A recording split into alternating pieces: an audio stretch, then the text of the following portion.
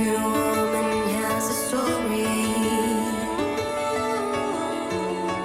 Share yours with us. This is the woman's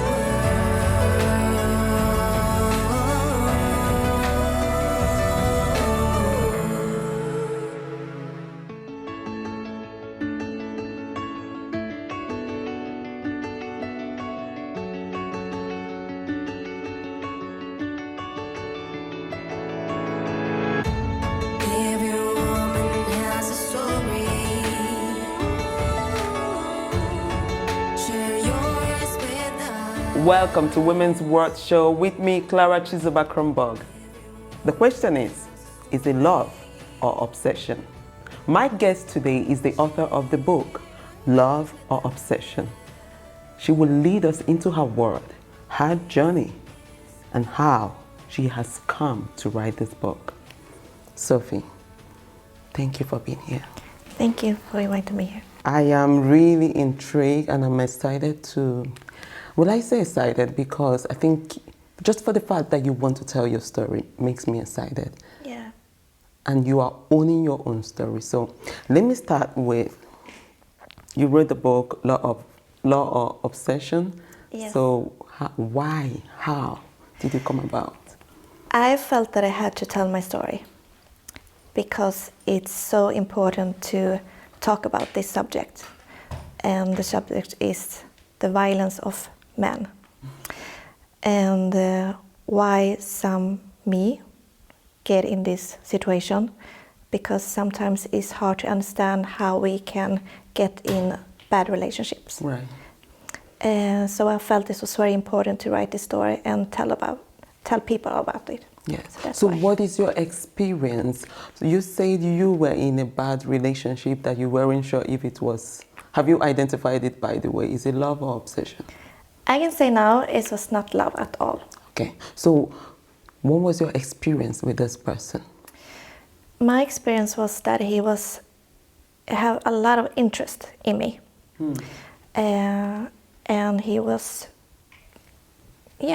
following me around and have a lot of interest in me. But in the beginning it's hard to see if it's love or not. That's why I have the title Love or Obsession. It's quite interesting because like you said, now you can actually identify that it's not love. But what were the things that he was doing at this time when you were with him that was toxic or is toxic to you?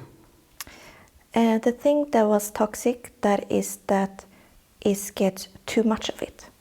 That was the first sign. Because when he got my phone number, he called immediately after. He didn't wait. He didn't wait for 2-3 days. It was just when he came home again, and then he called me. Yeah. They don't let you think about something else because they are always around in some way. By calling you or sending you a message. So in the beginning you can feel like that you like it because somebody is interested in you. Giving you attention. Yeah, exactly. But so you don't see it in the beginning, but that was the first red flag. Okay, I'm going to take you back to the journey. How did you fall? How did you meet this person? How long did you get to know him? What was the relationship like? It's a lot of questions, but I'm so interested. Yeah, okay. In the beginning, I didn't know him. He knew me.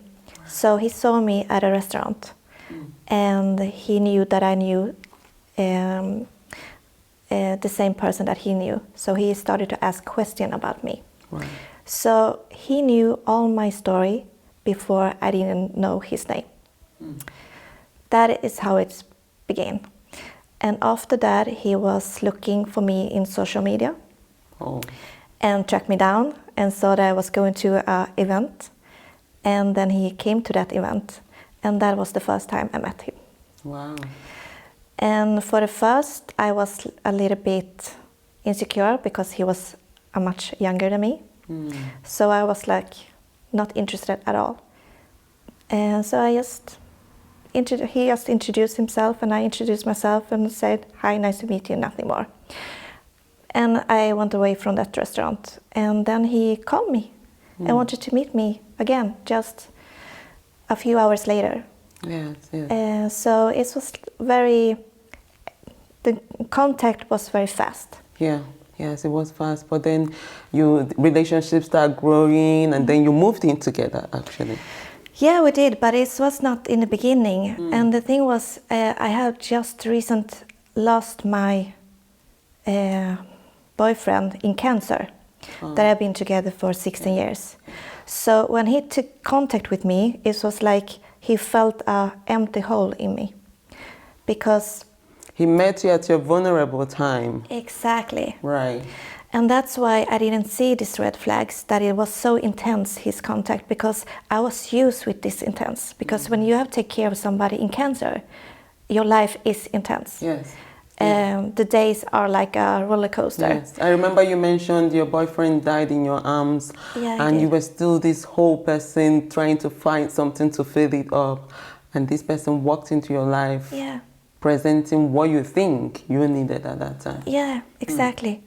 And he knew my story. He knew that I already lost somebody that I truly loved. So the way he contacted me, he had all the information he needed about me.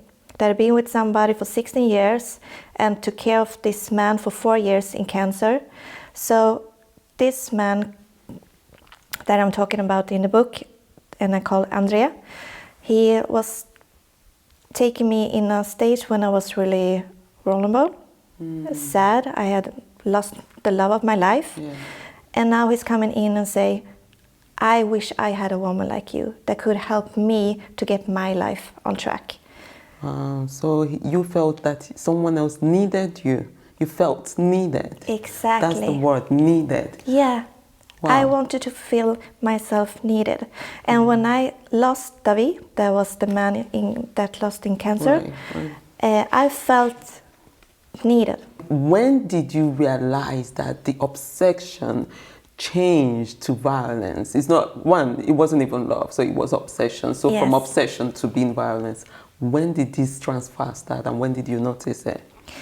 When it changed, it was when he made me, he gave me the responsibility for the way he was feeling. So I felt that it was my responsibility to make him feel good. Now he said, you make me feel bad, and I don't want to live anymore. Oh, he put the trigger of mother to you. Oh, wow, okay. What happened with me then? When he say, okay, I don't like the way you talk because you talk like a boss. I don't like how you act because you're too much leader. Wow. And that was nothing he had talked about before. That was the things that he said. Those were the things that he liked about you. Yeah, exactly. But now did it change? When I followed for him and he had my children that started to like him, and I started to like him, then it changed. He didn't want to talk with me. He didn't call me. He said, I don't want to speak with you. I don't want to have anything with you more. And I don't want to live anymore. What did you do when he said that? I was so terrified that he was going to kill himself. And you will feel like the guilt. Yeah, guilt. So I felt, oh, my children have already lost the father. And now this person came in our life. And now I made him feel bad. So I took my car, went to his apartment, knocked on his door, and I was on my knees talking to where you put the post letters, and said, please open the door. And he said, no, I don't want to talk with you because you make me feel bad and I don't want to live anymore. You put me down. And I said, please, please, I'm so sorry. I will not do that anymore. I will think about how I speak. I will not talk like a boss. It's like that situation when I was on my knees, and this is not me. I would never stand on my knees and ask somebody for anything. So that's it was where everything changed, because now he knew I was on my knees for him. Wow. What a trick, what a person. Yeah. I would like to know more about your story right after this break.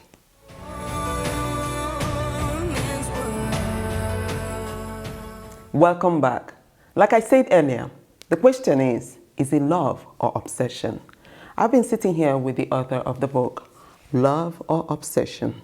Sofie, I see, the front page of your book actually showed you with a black eye. Yeah. And this is not a beauty to behold. No. You're a gorgeous woman, and for you to put this on, it takes a lot for you to accept this person, this experience that you've had. But to be able to let the audience and the people out there understand that these things happen and this is your story and you're telling it your way. When was the first time he laid hand on you? What was the situation? The first time we was going in the car, I was driving, and he had get a text message from his ex-girlfriend. Right. And he was very upset about it. And I said, yes, hopefully you will be friends later on, maybe. And I didn't want him to be upset. I was not afraid at all. I could not even imagine that he would ever lay his hand on me in that way. Wow. But he gave me a real punch in my hair. So I was driving. In the car? Yeah. And you were driving? I was driving. So it was exactly when you get a punch and it's like, you don't see nothing. Yeah, you blank out for a second. Yeah. And when I wake up, I'm on the other side of the road and have to redirect. And the hit was not like a small hit, it was like with force. Then I understand that this was dangerous. This was nothing to play with. In the beginning, he was like, you said that you can handle me. You told me. I warned you. I tell you that I was, could be aggressive, I could be like this. But I didn't believe him because he didn't show anything of this. Right. Because to me, he showed a weak man that was like trying to build his life up again. Not at all a man that could ever hit a woman. Yes. Yeah. But now he did. But Wow. he twisted it and said, you told me. So why are you not taking the punch? Exactly. So Okay. I was in the car for 1 hour. And then after a while, he started to cry. And he was so sad. And I have to promise him that I would not end this relationship. I would give him a new chance. And I did. But the problem is, I didn't give him one more chance. I gave a chance for 4 years. And you gave it 4 years more. Yeah, I did. So the obvious question I think everybody will ask is, why did you not walk away? Because these men are so fantastic good in manipulation. Yes. And give you an illusion that everything will be good again. And they put the blame on you.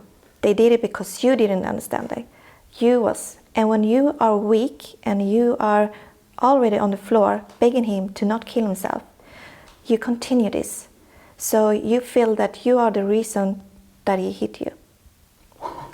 But it takes time to understand it because because they're also good to get in your thoughts. So I didn't think by myself anymore.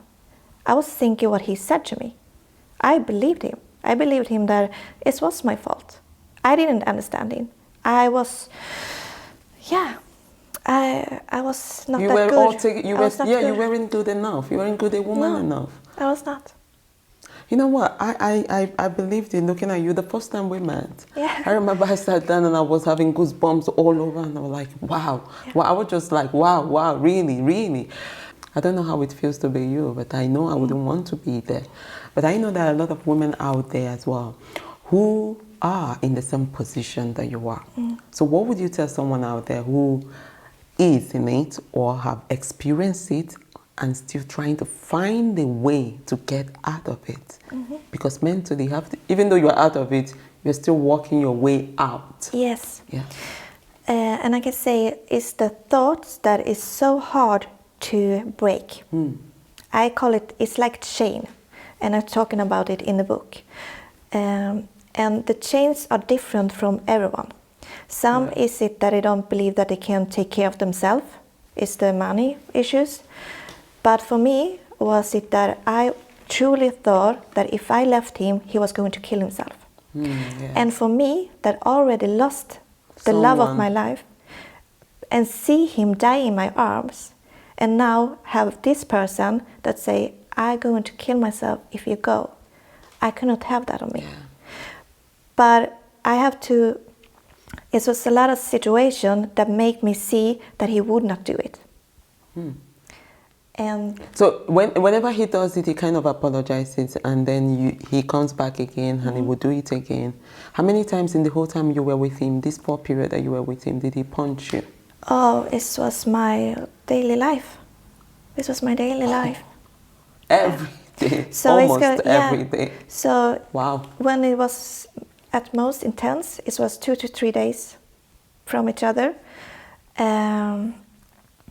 As far as time I didn't get any punches, it was like 3 weeks. Yeah. I'm sorry, but that was a little bit too much. But wait, when did you ever call the police, or did you ever call help? Did you ever tell a friend about this? No, I didn't. I didn't want anybody to know that I was in this situation, Yeah. because people saw me and knew me like this girl that know exactly what I wanted, and I go for what I wanted. And if I felt that somebody was treating me badly, I would say it, and we fix it. Otherwise, we say, "Oh, thank you," and Yes. I walk away. But now I couldn't, because this man didn't let me go away. Let me take this back to your kids. How did your children take this? Because you have 3 kids. Yeah, I do. You look good, by the way. Thank you, thank you, thank you. But 3 kids, Yeah. and 1 is with him. Yes. How are the kids taking it? First, all of them. How is it on them? In the beginning, they didn't see this side of Andrea. They didn't. They knew about it the last years. Yeah. Yes. They figured it out. And in the beginning, they was more like I changed, and they didn't understand why I was changing myself. Right. I changed my way to dress. Didn't have high heels anymore. Wow. Big clothes, no makeup. They saw a change in me, but they couldn't understand why I changed. Yes.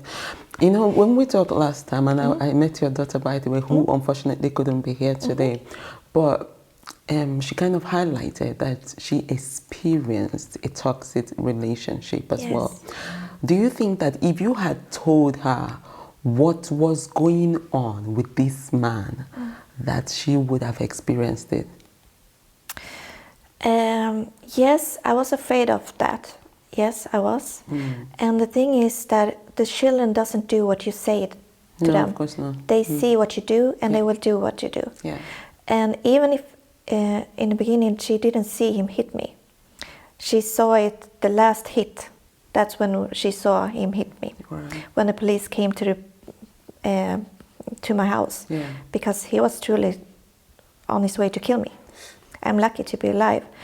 And even if she saw that, she been in a house that been toxic. But When you she's never know. seen a man doesn't treat her mom in the right way, And the mom accepts it.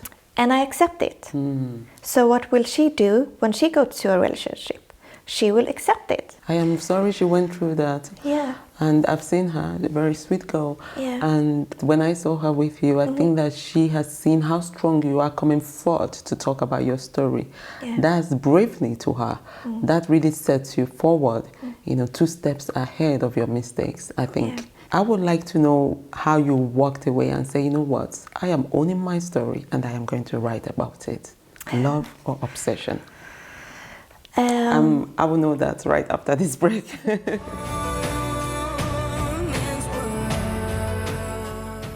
It has been a very interesting, deep conversation with Sofie about love or obsession, your book.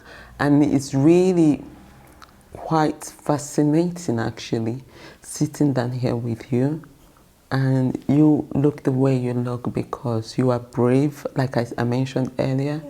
It's bravely for you to start saying, I am going to own it and I'll write about it. So, but then you ran away from him, actually. Yeah, I did. You ran to Marbella. Yeah. You really have took a big step to do this. And are you scared that he might fire you? Yes, I am. But I can say this book is some protection for me too. because That's a lot a of good one. women die and they don't get this story out, what happened to them, Yeah. what they've been through. Yeah. But if something happened with me, We know the who. story, we know who. Yes. the story is out. That's right. So that's one reason too, is too, that I wanted to tell the story. Wow. Yeah. The child that you have with him, your third son. Yeah. How are you feeling? I mean, how is he? Are you worried about when he grows up, what he finds out about his dad? No, I'm not worried about that. And in the beginning, when I was pregnant, I was worried about how I was going to feel for him.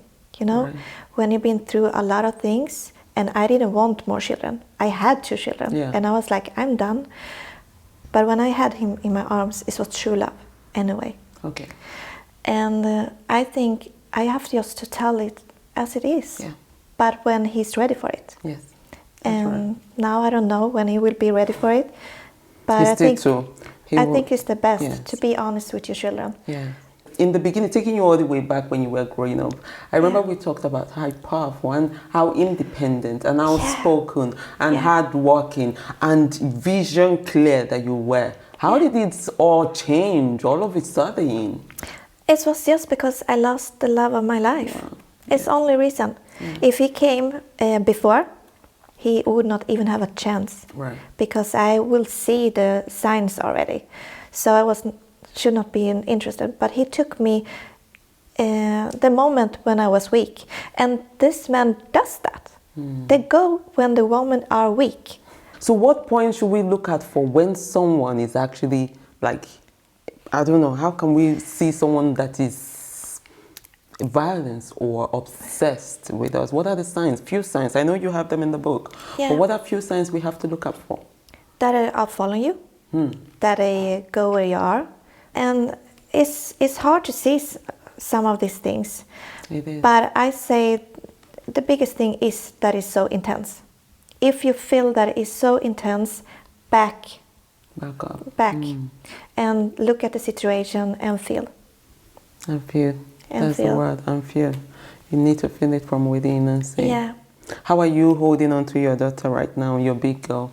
How is she holding on after she ran away from the toxic relationship too and came to Yes. Marbella to meet you? How is she? Now she's good, but Yeah. I can say my whole family needs to heal from this. Because it's like, it's been toxic. I miss to have a home, you know? I left my house. I only took one bag with me and my baby on the arm, and I just took an airplane. I have never been here in Marbella before. This was my first time, but I just have to leave. Yes. So I just want my family to have a home again. Yeah. And I really wish you find your home very soon. But you know, to wrap this up, because it's really, we have so many things to talk about, but what would you say is the story to take away from here? What is your message to everyone? You can look at the camera and say it direct to any woman out there who is going through the same thing and don't know how to walk away.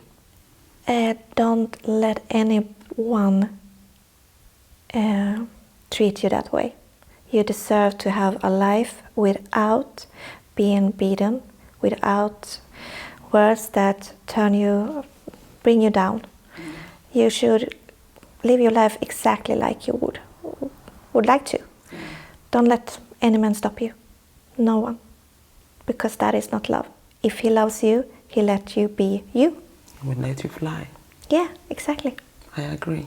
This is really lovely. Thank you. It's in Swedish and it's gonna be in English very soon. So please, if you're in Sweden, look out for this. Förälskelse eller besatthet. Förälskelse eller besatthet. Okay, that. You must but it's love or obsession, so make sure to look out for it. And when the English copy comes out, I would definitely have hold and read it. Yeah. Thank you so much for sharing your story. Thank You're you. truly an inspiration, and your girls and your boy will be so proud of you. Thank you. They will. Thank you for your time. Thank you. Well, before we leave, wait, let me lighten you up. We have a tradition here in the show, and it's to give you the gift of the show, which is, wait for it.